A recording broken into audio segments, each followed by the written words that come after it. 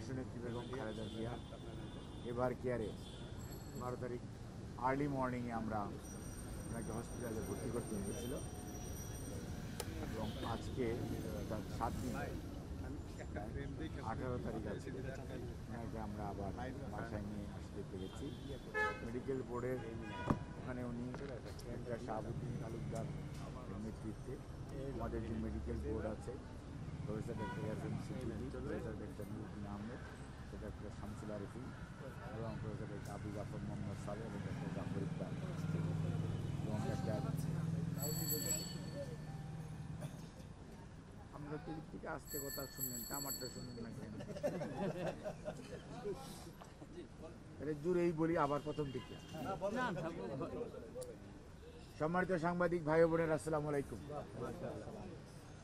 12 তারিখ early morning অর্থাৎ 11 তারিখ দিবাগত রাত্রে, যেটা আমরা বলি শেষ রাত্রে, ওনাকে আমরা এভার কেয়ার হসপিটালে উনি অসুস্থ বোধ করায় মেডিকেল বোর্ডের পরামর্শক্রমে আমরা এভার কেয়ার হসপিটালে ওনাকে নিয়ে যাই এবং সেখানে মেডিকেল বোর্ড পরীক্ষা নিরীক্ষা করার পর সাজেস্ট করে ভর্তি করার জন্য সেই অনুযায়ী ওনাকে এভার কেয়ার হসপিটালে ভর্তি করা হয়। প্রফেসর ডক্টর শাহাবুদ্দিন তালুকদার এবং professor doctor S M. Siddiqui, professor doctor Mohammad Nuruddin Ahmed, professor doctor Shamsul Arifin, professor doctor Abu Jafar Mohammad Saleh, professor doctor Masum Kamal এবং ডক্টর মোহাম্মদ জাফর ইকবাল এর তত্ত্বাবধানে উনি ওখানে চিকিৎসাধীন ছিলেন এবং দেশের বাইরে থেকেও আমাদের বেশ কয়েকজন ওভারসিজ কনসালটেন্ট আছে যারা আমেরিকাতে ইউকেতে থাকেন, ওনারাও এই ওনার যে মেডিকেল বোর্ড সেটাতে অংশগ্রহণ করে এবং ওনাদের পরামর্শক্রমে এই কয়েকদিন ওনার চিকিৎসা চলার পরে উনি কিছুটা সুস্থ বোধ করেন। সুস্থ বোধ করার এই যে বারে বারে যেতে হয় আসতে হয়, তার কারণটা কি?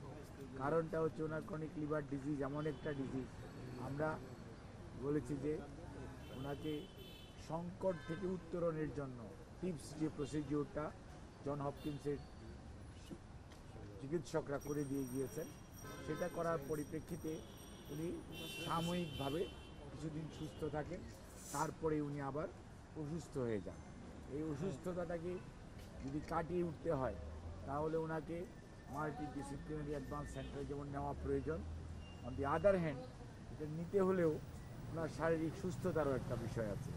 যতই দিন যাচ্ছে ওনার শারীরিক সুস্থতা সত্যিকার অর্থে একটু প্রত্যেকটা ডিজিজ ক্রমান্বয়ে বাড়ছে, যার জন্য ওনার শারীরিক সুস্থতা কখনো কখনো দেখা যাচ্ছে উনি বেশ ভালো আছে এবং অল্প একটুতেই দেখা যাচ্ছে উনি শারীরিকভাবে অসুস্থ বোধ করেন। যার জন্য যখন আপনি প্লেনে টেক অফ করবেন, ল্যান্ডিং করবেন, প্লেনে যখন থাকবেন, একটা নেগেটিভ প্রেশার থাকে। এই নেগেটিভ প্রেশারে ওনার যে হার্টের যে সমস্যা আছে, লিভারের যে সমস্যা আছে, কিডনির যে জটিলতা আছে, সব কিছু মিলিয়ে চিকিৎসকরা এখনও ওনাকে মনে করতে পারছেন না যে 12-13 ঘন্টা জার্নি করার মতো এই অবস্থায় উনি আছেন। তবে উনি মোটামুটি বাসার মধ্যে বা হসপিটালে যখন একটু তো আজকে যেমন আপনারা দেখেছেন, আলহামদুলিল্লাহ আজকে উনি অনেকটা সুস্থ বোধ করতেছেন সেই জন্য। কিন্তু এই সুস্থতাটা দেখা যাবে যে যেহেতু ওনার অনেক কিছুই চিকিৎসা নির্ভর, ঔষধ নির্ভর এবং অনেক জিনিস সাপ্লিমেন্ট দিতে হয়, সেই জন্য দেখা যায় যে একটু এদিক সেদিক হলেই দেখা যাচ্ছে উনি শারীরিকভাবে অসুস্থ বোধ করেন, ওনার বিভিন্ন ধরনের জটিলতার সৃষ্টি হয়।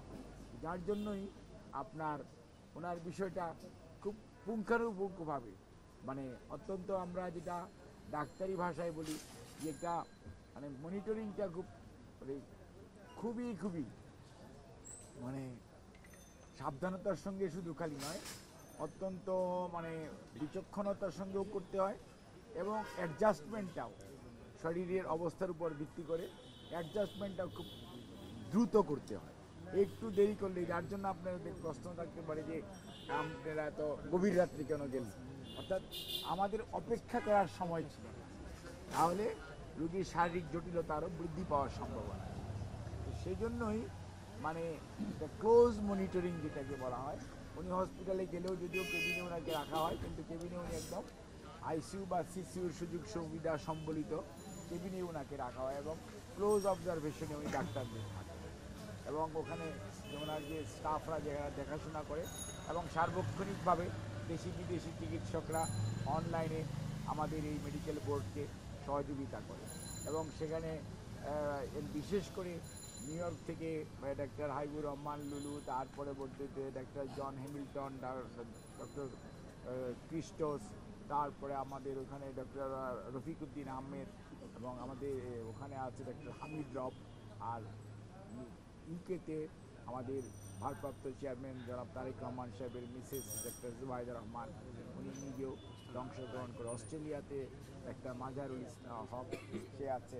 অর্থাৎ এখানে পার্টিসিপেশনটা এবং ওনার যে চিকিৎসার ব্যাপারে এটা কালেকটিভ ডিসিশন হয়, এবং কালেকটিভলি এখানকার চিকিৎসকরা এখানে অংশগ্রহণ করে, এবং সেটার ওনার সুচিকিৎসাটা যাতে ঠিকমতো চলে সে অনুযায়ী কাজ করে। কাজে এই পর্যায়ে এবার উনি খুবই অত্যন্ত সাডেনলি ওনার শরীরটা কিছুটা খারাপ, কারণ ওনার রোগ প্রতিরোধক ক্ষমতা অন্য মানুষের চেয়ে কম। কাজে অল্পতেই দেখা যায় যে উনি অন্য একটা মানুষ যেটা সহ্য করতে পারে ওনার পক্ষে সেটা সহ্য করা খুব কষ্টকর হয়ে যায়। তারপরেও আলহামদুলিল্লাহ উনি মানুষের দোয়ায়, আল্লাহর অশেষ মেহেরবানিতে, চিকিৎসকদের প্রচেষ্টায় আল্লাহর কাছে শুকরিয়া যে উনি অনেকটা এখন ওই দিন রাত্রে এসছে, 12 তারিখে এসছে, আজকে অনেকটা সুস্থ, সেজন্য আমরা ওনাকে নিয়ে এসেছি। বাট এখানেও এই দেখবেন যে আজকেও মেডিকেল বোর্ডের ডাক্তাররা আসবে এবং ওনাকে ওনার স্বাস্থ্য পরীক্ষা যেটা বাসায় করা দরকার সেটুকু করবে, চিকিৎসা যেটা দেওয়া দরকার সেটা কিন্তু এখানে হাসপাতালে যেটা চলতেছিল সেটারই কন্টিনিউয়েশন এখানেও হবে। এবং ওনার চিকিৎসার ব্যাপারে সবসময় হসপিটালে যেরকম ক্লোজ অবজারভেশন হয় বা মনিটরিং করা হয়, এখানেও একই ধরনের মনিটরিং করে আমরা চাই যে উনি একটু সুস্থ হলে তার পরবর্তী ওনার শারীরিক সুস্থতা একটু বাড়লেই আমরা ওনাকে যত দ্রুত তার সম্ভব ওনার পরিবারে, বিশেষ করে আমাদের ভারপ্রাপ্ত চেয়ারম্যান তারেক রহমান সাহেব, ওনার মিসেস এবং ওনার ছোটো ছেলে আরাফাত রহমান কোকো, ওনার মিসেস, ওনার ভাই এবং ওনার পরিবারের অন্যান্য সদস্যরা, দলের সবাই, বিশেষ আমাদের দল ওনার সুচিকিৎসার জন্য যত দ্রুততা সম্ভব ওনাকে বাইরে নিয়ে যাওয়া। বাট বাইরে নিয়ে যাওয়ার ব্যাপারে এখন সবচেয়ে বড় প্রশ্ন দেখা দিয়েছে যে আজকে থেকে 2 বছর আগেও যখন আমরা বলতাম, আর আজকের বাস্তবতাটা ভিন্ন। আজকের বাস্তবতাটা হচ্ছে যে ফ্লাইং যে একটা টাইম এবং ফ্লাইংয়ের যে কন্ডিশনটা, এটা একটা গুরুত্বপূর্ণ আইটেম। এটা আমরা আপনাকে বুঝতে হবে যে নিজেরা যখন সুস্থ মানুষে যখন প্লেনে উঠে তার যে ওঠার সময় এবং নামার সময় যে স্ট্রেস যায়, সেটা ওনার পক্ষে কতটুকু উনি সহ্য করতে পারবেন বা পারবেন না, এইটা একটা মেডিকেল পয়েন্টের একটা প্রফেশনাল এটা দেখতে হবে। কাজেই আমরা চিকিৎসার ব্যাপারে খুবই আশাবাদী এবং ইনশাআল্লাহ যত দ্রুততার সময় নেওয়ার চেষ্টা করছি। বাকিটা আল্লাহ রাব্বুল আলামিনের অশেষ রহমত, তাহলেই আমরা হয়তো ওনাকে, আপনারা দোয়া করবেন। আর উনি আপনাদের সবাইকে ধন্যবাদ জানিয়েছেন যে আপনারা উনি যাওয়ার সময় ওনার রাত্রিবেলায় গভীর রাত্রে আপনারা অনেকেই নিউজ কভারের জন্যই করেছেন, এখনও আপনারা অনেক মানুষ অপেক্ষা, উনি কিন্তু এগুলো দেখেন, শি ইজ এ পলিটিশিয়ান, সবসময় এগুলোকে উনি খেয়াল করেন এবং উনি আপনাদের সবাইকে ধন্যবাদ জানিয়েছেন। এবং দেশের মানুষের দোয়ায় উনি আজকে পর্যন্ত গত 4.5 বছর যাবৎ 2021 সনের 10ই এপ্রিল উনি প্রথম কোভিড আক্রান্ত হয়। আর এর আগে ওনার রিউমেটয়েড আর্থ্রাইটিস, ডায়াবেটিস এবং এই সহ অন্যান্য জটিলতায় উনি ডিএসএমইউতে প্রায় 1 বছরের অধিক সময় ভর্তি ছিলেন। কাজে এই যে সময় উনি যা ওনার চিকিৎসার ব্যাপারে আমরা ব্যয় হয়েছে এবং চিকিৎসা সত্যিকার অর্থে শুরুই হয়েছে উনি যখন 2020-এর 25শে মার্চ যখন ওনাকে বাসায় থাকতে দেওয়া হয়েছে, তারপর থেকে অ্যাকচুয়ালি ওনার চিকিৎসাটা শুরু হয়েছে এবং যে চিকিৎসা দেওয়া দরকার, কাজেই যে চিকিৎসা ওনার পাওয়া উচিত ছিল হসপিটালে বা জেলখানায় থাকা অবস্থায়, সত্যিকার অর্থে সেই চিকিৎসাটা না হওয়ার কারণেই আজকের যে জটিলতাটা সেটা অনেকটা বৃদ্ধি পেয়েছে বলে মেডিকেল বোর্ডের সকল সদস্যরা মনে করেন। আপনাদের সবাইকে ধন্যবাদ।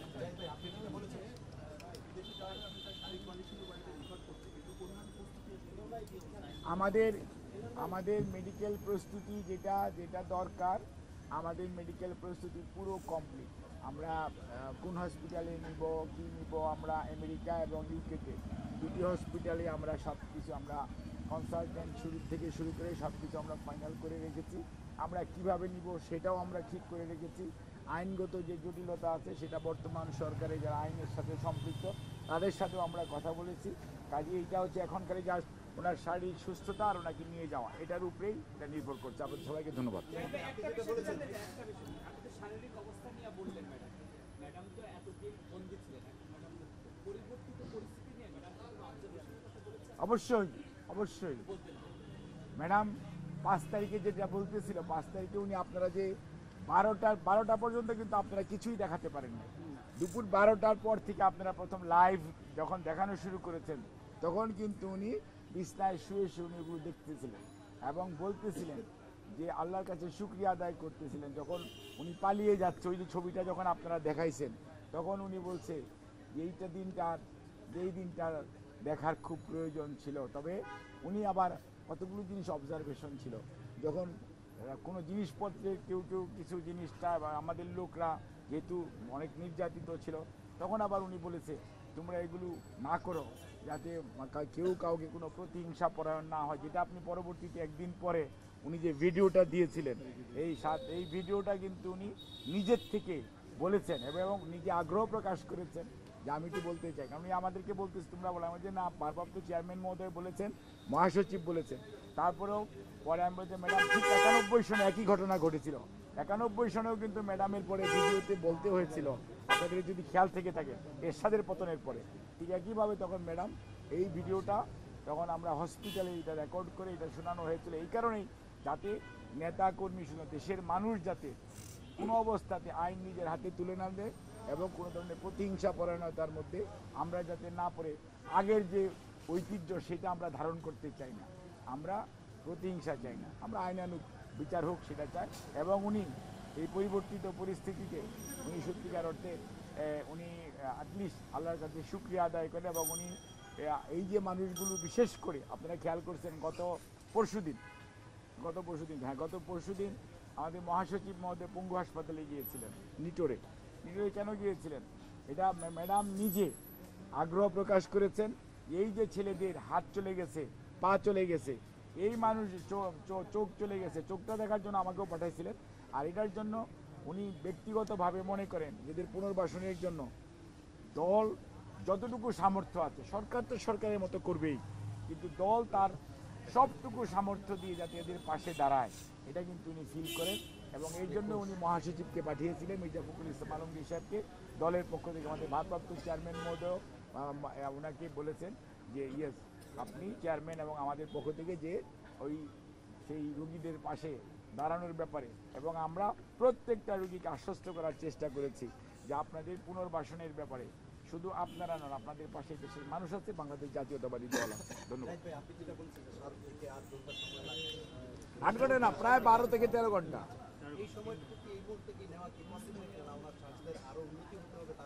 অ্যাকচুয়ালি ওনার শারীরিক জন্মনিকরণ আজকে যদি বলি, আজকে এই মুহূর্তে হয়তো সম্ভব, কিন্তু দেখা যাচ্ছে যে আগামীকালকে বা পরশু দিনের মধ্যেই ওই কয়েক ঘন্টার পরেই ওনার যে প্রত্যেকটা, আপনাকে বুঝতে হবে যে হার্ট একটা ভাইটাল অর্গ্যান, লিভার একটা ভাইটাল অর্গ্যান, কিডনি একটা ভাইটাল অর্গ্যান, এই সমস্ত অর্গানগুলোর যে সমস্ত কাজ একটু যদি এদিক সেদিক হয়, তখনই দেখা যাচ্ছে যে আপনার বিভিন্ন ধরনের জটিলতা হয়।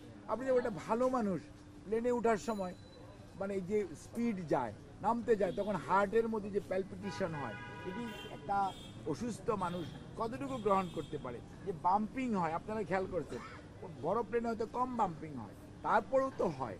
কাজেই আপনাকে একটা নেগেটিভ প্রেশার হয়, এই নেগেটিভ প্রেশার প্রত্যেকটা জিনিসই আপনাকে মাথায় রাখতে হবে। ওনার স্ট্যান্টিং করা আছে, ওনার লিভারের মধ্যে স্ট্যান্টিং করা আছে, ওনার শারীরিক জটিলতা এরকম আছে।